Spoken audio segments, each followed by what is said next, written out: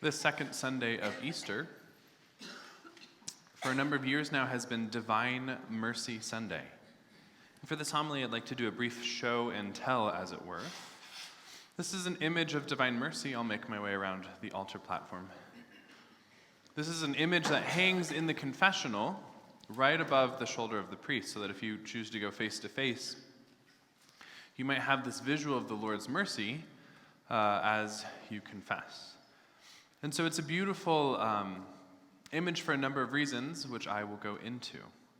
So firstly, streaming forth from the heart of Jesus are two rays of light, one white, one red. This would be symbolizing the blood and water which issued from the heart of Jesus after the crucifixion.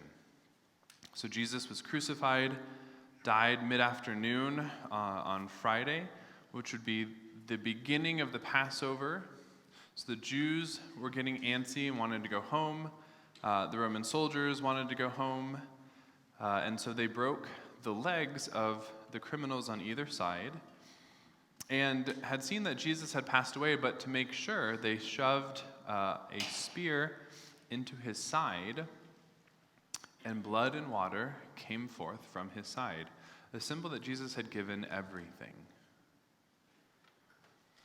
Furthermore, you'll also see in this image that Jesus has one hand to his heart and the other hand extended in blessing. And we remember that God, as I've said in a previous homily, that God creates is the first thing that he does in recorded history, and then the second thing he does is he blesses. He creates and he blesses the Sabbath. The beauty of this is God's always using whatever difficulty, whatever good thing, for the sake of our good.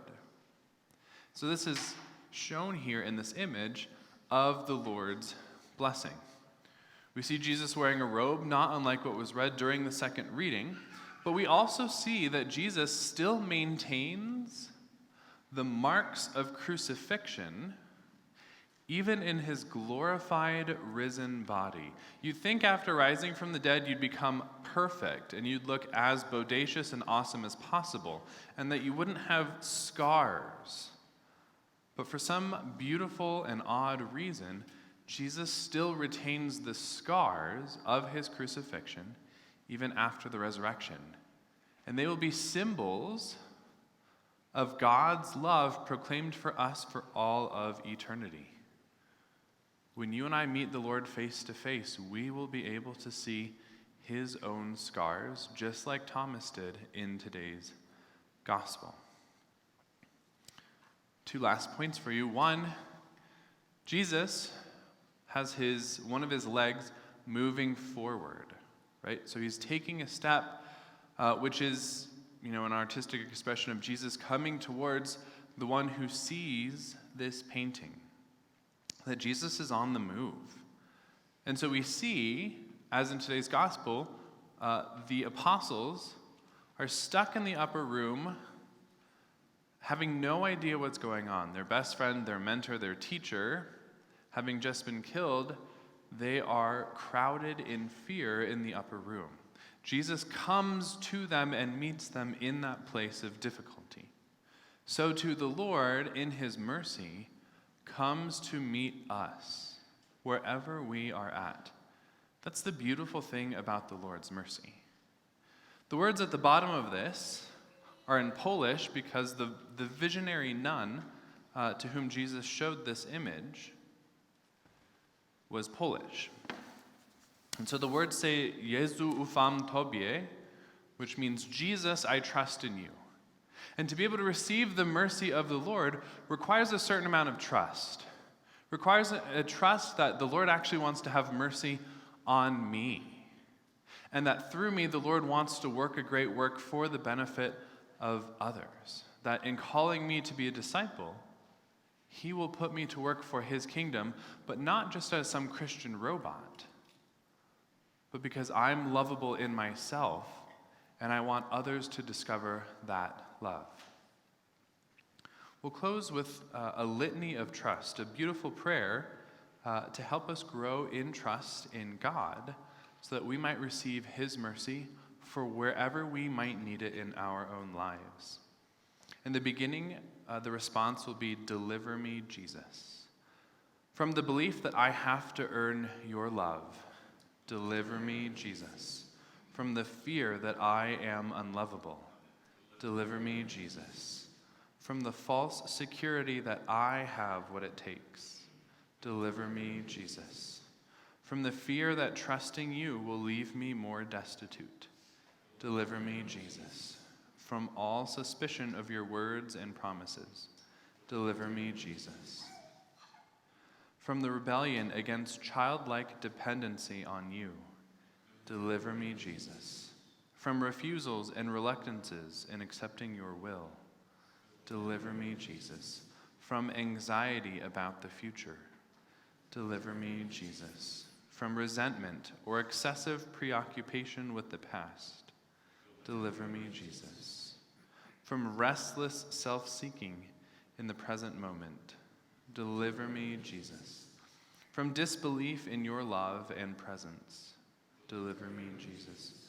From the fear of being asked to give more than I have, deliver me, Jesus. From the belief that my life has no meaning or worth, deliver me, Jesus. From the fear of what love demands, deliver me, Jesus. From discouragement, deliver me, Jesus. Now the response will be, "Jesus, I trust in you," the words that we have at the bottom of this image. That you are continually holding me, sustaining me, and loving me. Jesus, I trust in you. That your love goes deeper than my sins and failings, and that it transforms me. Jesus, I trust in you. That not knowing what tomorrow brings is an invitation to lean on you. Jesus, I trust in you. That you are with me in my suffering. Jesus, I trust in you.